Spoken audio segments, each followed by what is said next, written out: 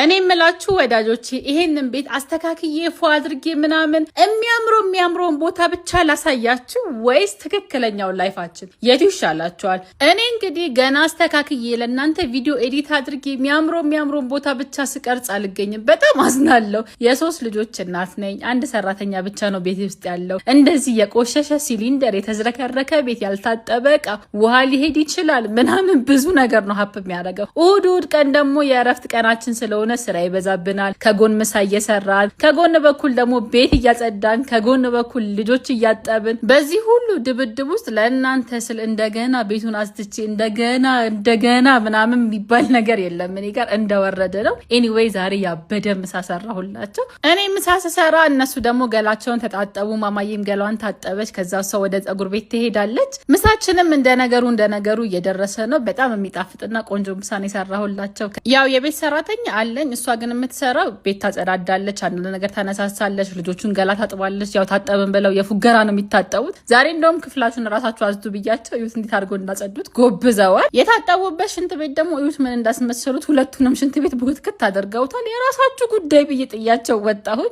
ከዛ ምሳ ወደ ማቀራረብ ገባን። ምሳችንን አቀራረብን። ያው ዛሬ እንግዲህ እሁድ ነው። እሁድ እናርፋለን ብለን እናስባለን እንጂ ማረፍ የሚባል ነገር የለም። በሳምንት አንድ ቀን ወይ 2 ቀን ነው ቤት እምውለው። እሱንም ከስንት አንዴ ነው። አብዛኛው ጊዜ ስራ ላይ ስለሆንኩኝ ብዙ ነገር አይመቸኝም። ባለኝ ሰዓት ግን ከልጆቼ ጋር፣ ከባሌ ጋር፣ ከቤተሰቦቼ ጋር ጥሩ ጊዜ ለማሳለፍ እንሞክራለን። ኤኒዌይ ዛሬ በጣም ደስ የሚልና አሪፍ ጊዜ ነው ያሳለፍነው። ሁላችሁንም በጣም ነው የምወዳችሁ። ቴንኪው ባይ